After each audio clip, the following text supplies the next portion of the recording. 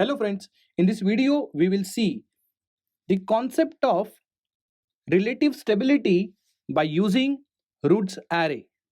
Let us begin. So to understand the relative stability, we'll start with this. Assume S plane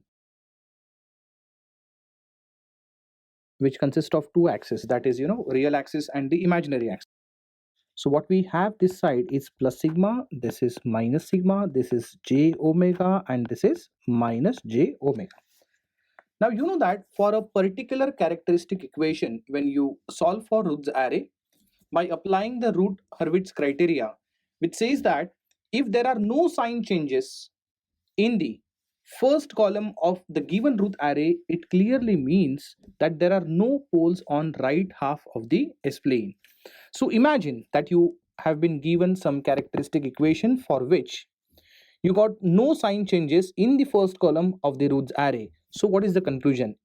The conclusion is all the poles are lying on left half of S plane. So let me highlight that area.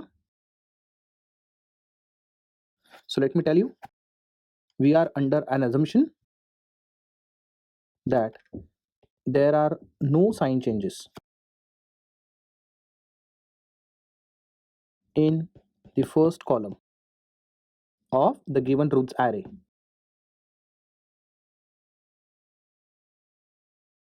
Hence, we can conclude that all the poles are lying on left half of S plane.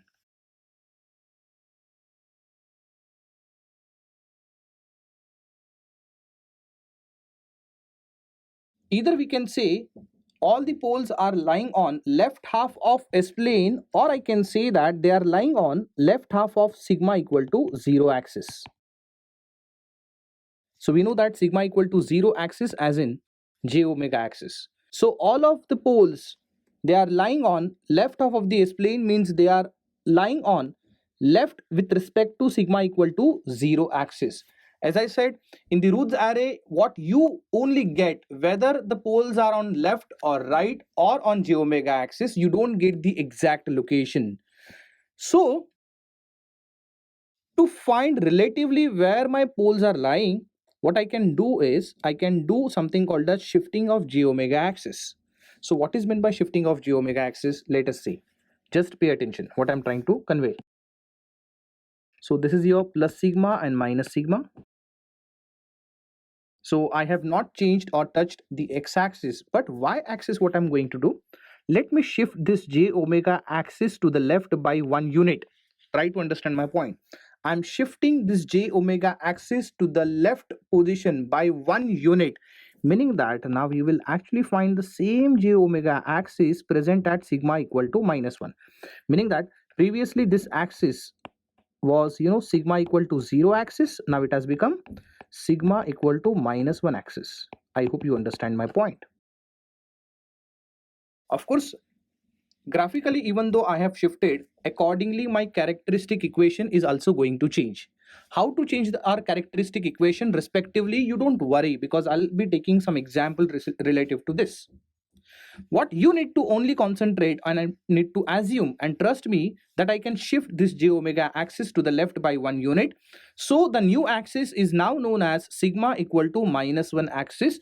As I said that it doesn't only change S plane, it changes your characteristic equation accordingly. Again, try to apply the Root's array. Prepare a new Root's array and accordingly see if now there are any sign changes or not. For example, even after shifting the j omega axis to the left, accordingly you made changes in characteristic equation, because of which of course your Root array is also changed. And now even in the new Root's array you find that there are still no sign changes. If there are no sign changes, what does that mean? All the poles are lying on left half, but this time it is not with respect to sigma equal to 0, it is with respect to sigma equal to minus 1. Still all the poles are present on left half, but what I can conclude now, there are no pole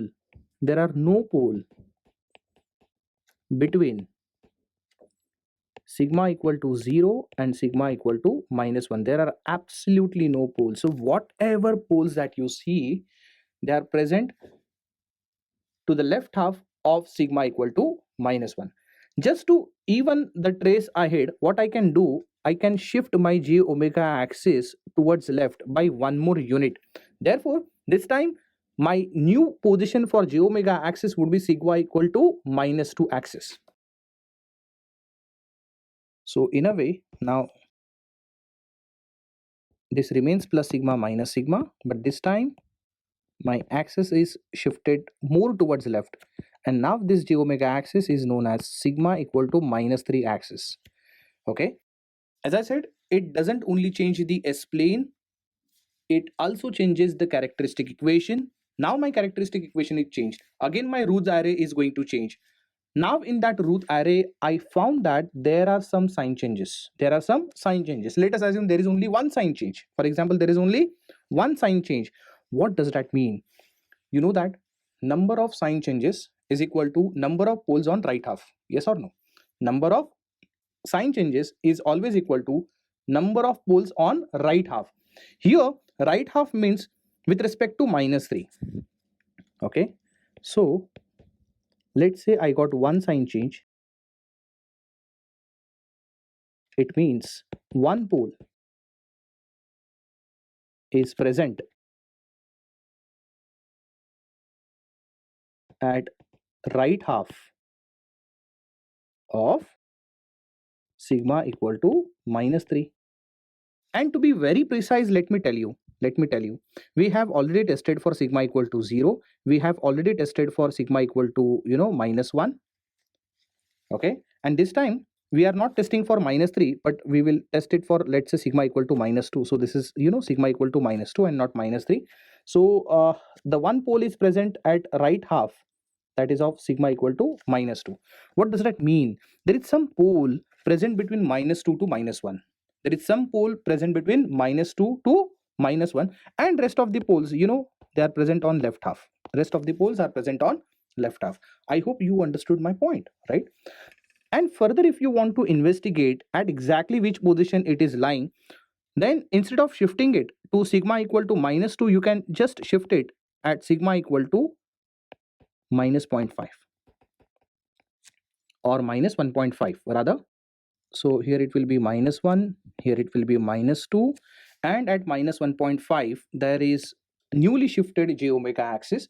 Again, accordingly, you are going to change your characteristic equation. You will form a new Routh array, and again you will see if there is any sign change. If there are no sign changes, it means all the poles are lying on left half of sigma equal to -1.5.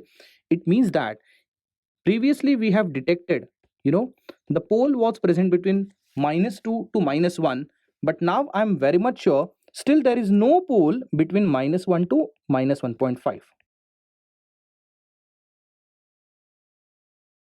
And why we reach to such conclusion? Because what we observe, let's say that there are no sign changes. You know very well, if there are no sign changes, it means all the poles are lying on left half of sigma equal to -1.5 this time. I hope you understand that. So just to give you the clarity, what is meant by the relative stability, or how to find relatively where my poles are lying on. But as you can see, it is quite a tedious procedure. And that's the reason why how these poles are moving or where the poles are exactly present, for that we don't use this technique. In fact, we go for something called as root locus, which we are going to discuss in the next lecture. But then again, to give you a more clarity on this and what type of problem they might ask on this topic, for that we will take one problem, and that is enough for you.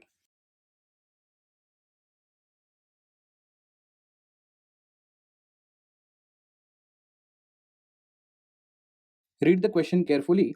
For the given characteristic equation, which is s cube plus 7s square plus 25s plus 39 equal to 0, how many poles for the given characteristic equation lies on right half of sigma equal to -1? It clearly means that now sigma equal to 0 is not at all a reference for us. For us, the reference is sigma equal to -1, meaning that by default j omega axis lies at sigma equal to 0 position. Now it is my duty, according to my question, I have to shift my j omega axis to the left by one position. so that I'll get sigma equal to -1 axis, right? How to do that? As I said that even though you graphically shift j omega axis, your characteristic equation is also going to change. So this time let us understand how to change our characteristic equation. So let us start with the solution. So what you need to do is you have to just replace your s with z minus 1. This minus 1 has come from this. Let's say if next time if they ask you for sigma equal to -2, replace s with z minus 2. I hope you understood my point. So just replace this, okay? And what you get is z minus 1 cube. So wherever there is s, replace with z minus 1, it becomes 7 times z minus 1 the whole square plus 25 times z minus 1 plus 39 equal to 0. So here just use a minus b whole cube formula, which is a cube minus 3a square b plus 3ab square minus b cube. And here I'm sure you are aware that a minus b whole square is a square minus 2ab plus b square. So just expand by using this formula and let's see what you get. So z minus 1 whole cube can be written as z cube minus 3z square plus 3z minus 1 plus z minus 1 square, that is a minus b square, and then multiplying with 7 also, you will get 7z square minus 14z minus 7 plus this 25 can be taken inside the bracket. It will become 25z minus 25 plus 39, and then this whole is equal to 0. So I have already simplified this, so let me write it. It is z cube plus 4z square plus 14z plus 20 equal to 0. So this is the new characteristic equation or a modified characteristic equation where my j omega axis is lying at sigma equal to -1 is now ready. Now I can go for a normal procedure that we do follow for solving the Roots array, and then we will see if there are any sign changes. Let's see. So let me write that equation again over here for my reference. It is z cube plus 4z square plus 14z plus 20 equal to 0. So we start with the highest order, which is z cube, then z square, z to the power 1, z to the power 0. Then let us write alternate coefficients, which is 1 and 14. Then we have 4 and then 20. So over here, let's do this calculation. It is 4 into 40 minus 20 divided by 4. Then we have 0 here, and straight away I can write 20 here. So observe this first row, I mean to say the first column, and you will see that all the elements are positive, isn't it? All the elements are positive. So I would say, since there is no sign change, it means all the poles are lying on left half.